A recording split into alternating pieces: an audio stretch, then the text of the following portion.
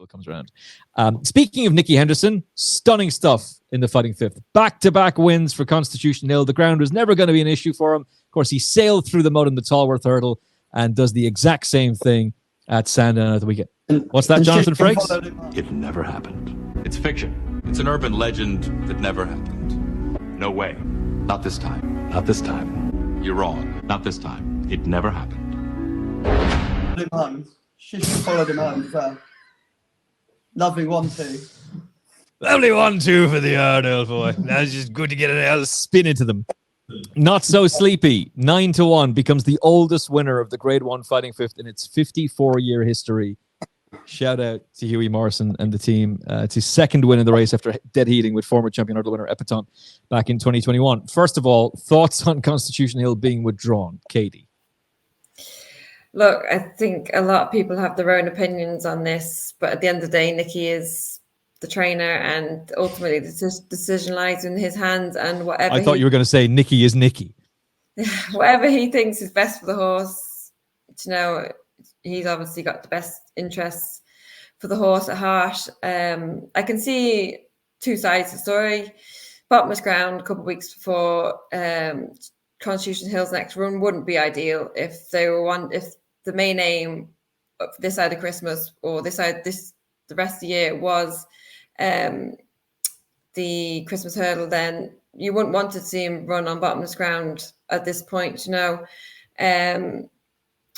But then you have the other argument. You could say it might be the same at Christmas. It could be bottomless ground again. Will he pull him out then? You wouldn't want to see him be pulling out. I doubt he'll pull him out again because he'll need to get a run into him.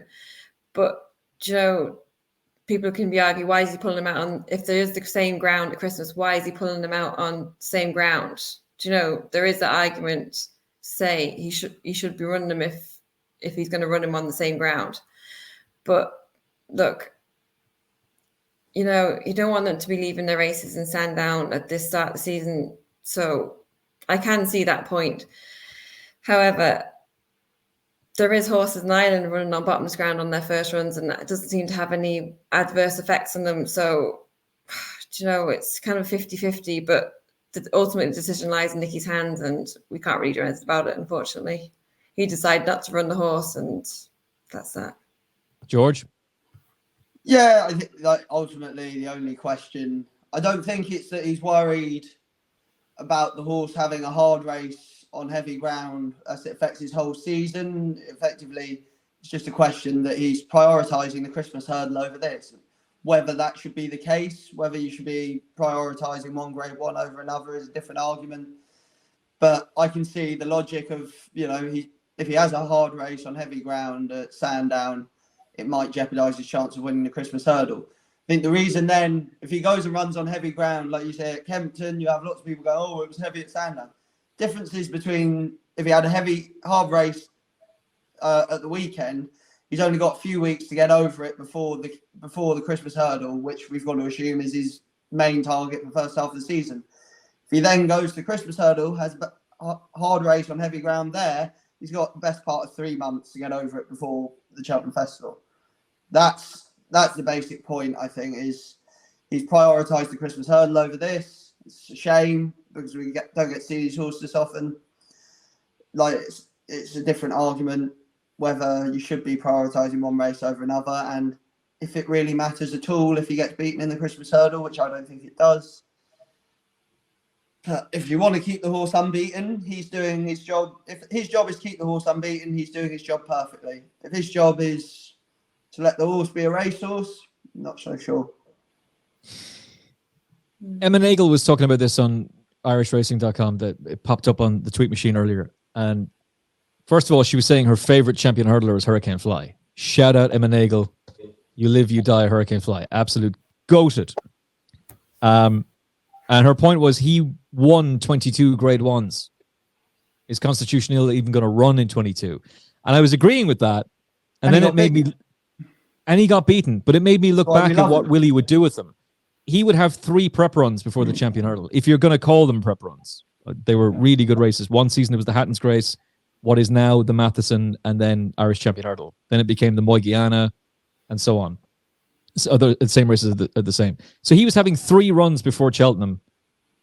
Constitution Hill will have 2. I don't really see what the problem is. And he was never going to run. That's what I find a little bit odd about this. Like, respect to Ed Nicholson and the Unibet team for giving us every single update. Nicky is pondering we were finding out basically what Nicky was going to have for dinner. Like, every decision was being laid out for us. He's having tea with 2 sugars. It's double brandy late at night. Like that's great. And I like the fact that we're getting all these updates. Well, let's be real about it. He was never running. No. It just was never going to happen. So why did the BHA put the race at Sandown when there's also a northern left-handed flat track that happened to be on that weekend?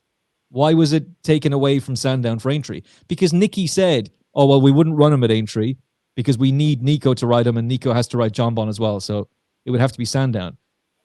He used his privilege. He used his status to play the BHA for fools, and they fell for it. And what I take issue with is not running Constitution Hill.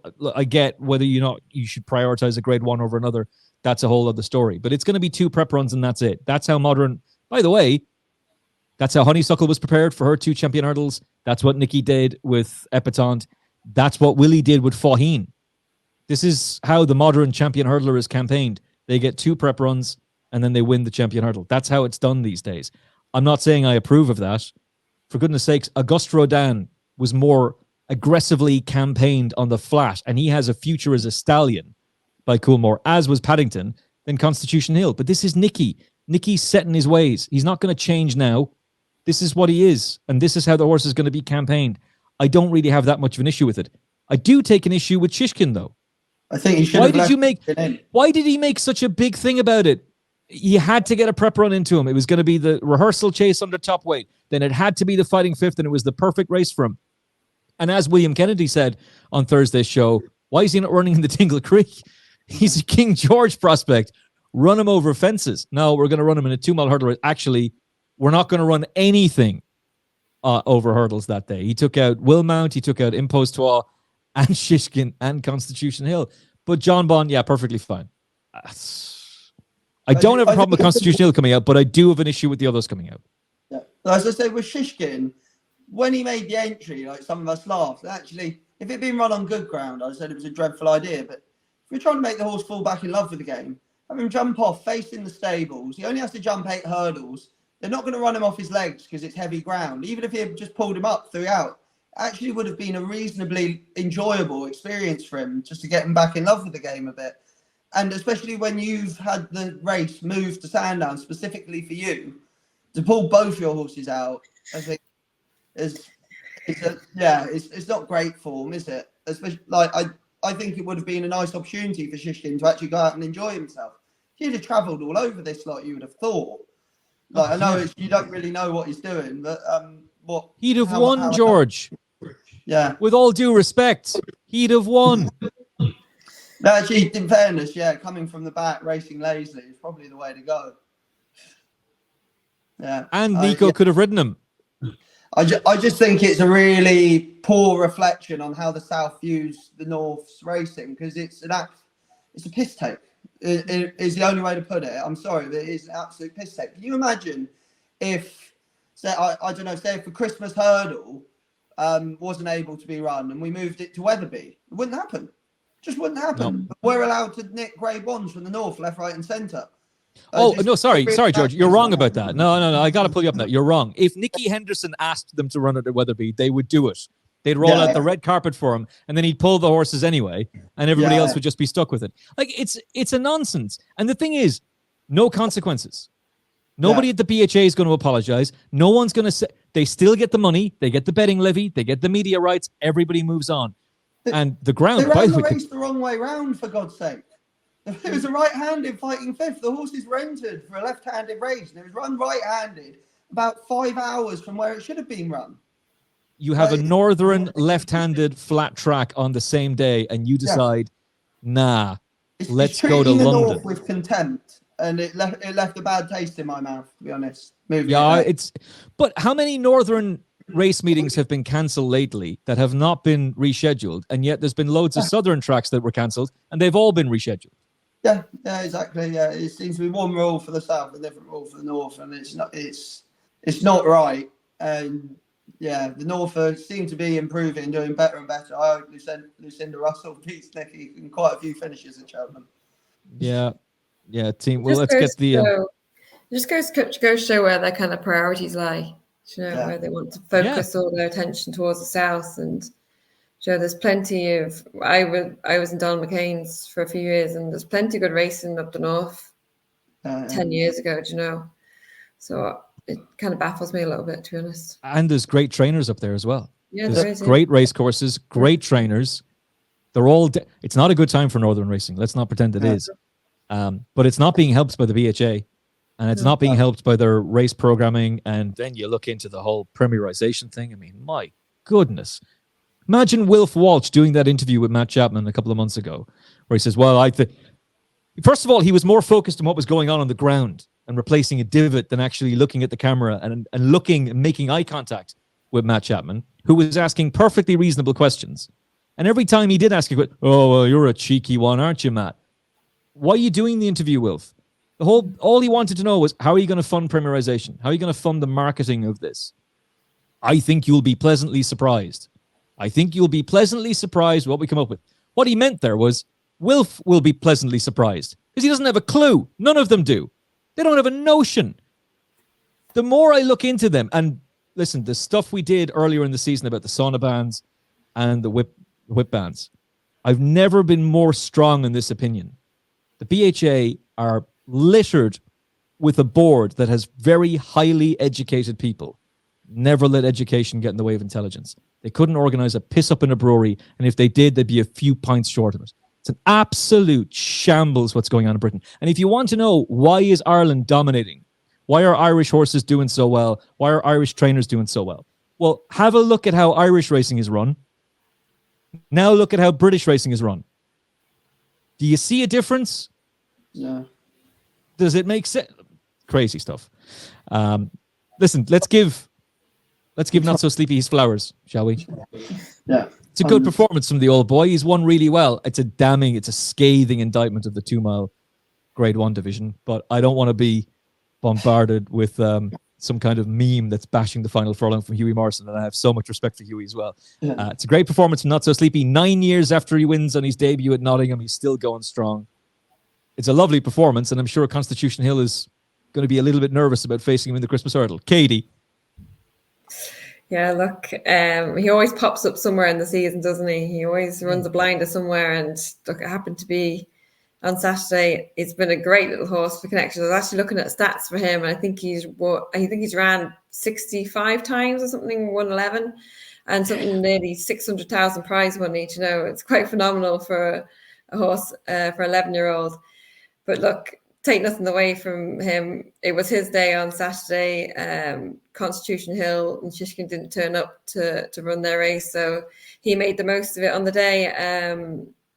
Look, I thought he looked kind of the winner throughout the race. He looked comfortable everywhere. He jumped well. He was the last horse off the bridle, and he ran straight through the line. I don't know how much he'll do this season, but sure, look, I'd say Connections would be happy enough. He won a big pot at the start of the season anyway, so they can't ask much more from him now, I'd say. No, well done to them. And I mean, going through the race, I wasn't really watching him that much at all, to be honest, because I genuinely thought Shishkin was going to run in the race. I was absolutely certain Constitution Hill wouldn't turn up. I was kind of kicking myself afterwards because it's there. If you looked hard enough, he was there, but still, it took some imagination to think that he was going to be able to win a fighting fifth. Great training from Hughie. I heard him on Nick Luck's show today. He was in flying form. He's a pleasure to interview, and he's a legendary trainer. And it's a great story. And Jonbon is running away with the Jockeys Championship, but it's nice to see him winning a big Grade 1 as well.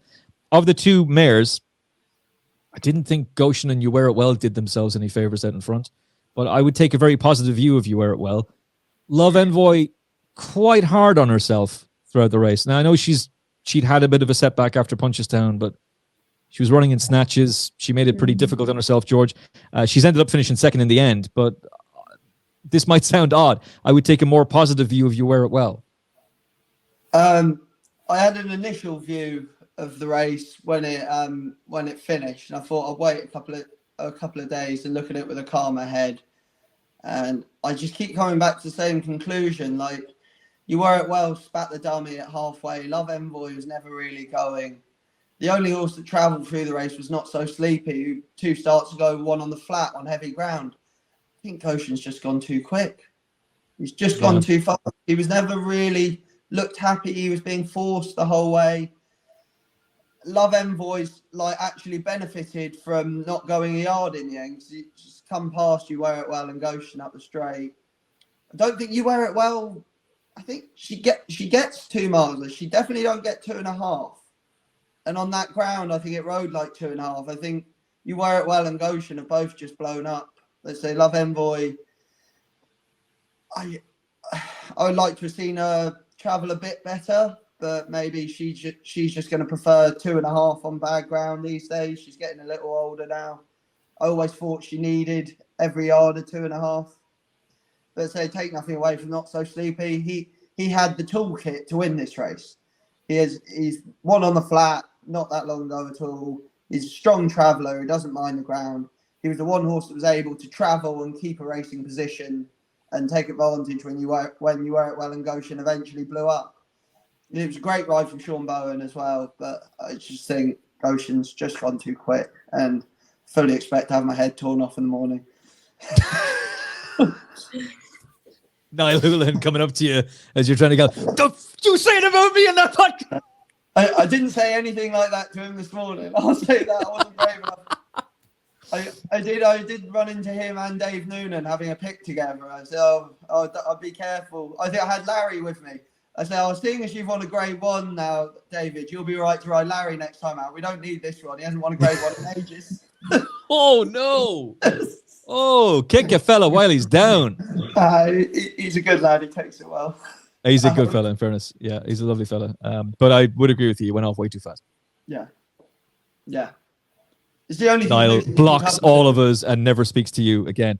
To be fair to Not So Sleepy, he finished 7th in the Says, and he was giving weight. He was giving weight to at least 5 of the horses who finished in front of him. So it was a huge performance that day. The only bad race he ran last year was when they stepped him up to 3 mile in the rearranged long walk. Actually, yeah, the rest of his form reads pretty well, to be honest. My big takeaway from this was You Wear It Well will win a nice 2 mile hurdle race somewhere. Yeah. A Kingwell or something like that. The mare's hurdle. She doesn't get 2.5. I don't think she get 2.5. Yeah, my thought process was you just have to work out which Willie Mullins mare is going to win the mare's hurdle. Potentially Love Envoy if it comes up soft. I don't know. I didn't like the way she travelled at all. I didn't like it. I didn't like it, but I think 2 mile on heavy versus 2.5 on soft, she might travel a bit better. That's true. And you are right in the point that she is the horse who sets the standard. She's not getting the respect in the market, but she definitely is the target they all have to aim at. And Harry Fry will have her spot on the day. And it was her first run of the year, it should be pointed out as well. All the rest and first run after a setback, but she just was yeah. in snatches so many times. Didn't I like actually it. So thought she did well to finish where she did, to be honest. because of how she ran. Yeah, like she was off the bridle getting the squeeze after the first. And she actually battled after the second last. She stuck her head down. I thought she actually ran quite well, considering how badly she travelled throughout the first part of the race. Yeah. I definitely think step up and trip with her will probably suit her. She probably needs it now at this stage of her career. But yeah, I thought she actually finished well enough. You want to see her a bit sharper travelling wise next time out, even if she's over further. But first run of the season, there's no reason to think she won't. Harry Fry will have one eye on Cheltenham, won't he? She might have just been left a bit under. Yeah. I just wonder if she wasn't quite there fitness-wise, if he'd have run her on heavy. But then it was down in trips, so he might just have gone, I'll go for a spin sort of thing. I don't know. If it was 2.5 on heavy and she wasn't fully fit, I'd be concerned if he had run her. But over 2, he might have just rolled the dice. They might even stick a pair of cheek pieces on her maybe towards the end of the season if they feel like she's not travelling as well as she probably was. That is an option as well. They haven't pulled out the headgear card yet, so I'd have thought they'd give her a chance next time. Yeah, she does it again, that's what I mean. Headgear on at Cheltenham. Yeah. That's what I mean. I was wondering, would they go for the Rakeel on New Year's Day?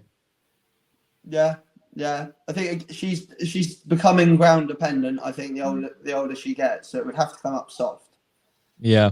For her to run there, I think a rail keel on good ground, she's gonna be run off her feet. Well, you don't need to worry about that because it's going to be soft ground.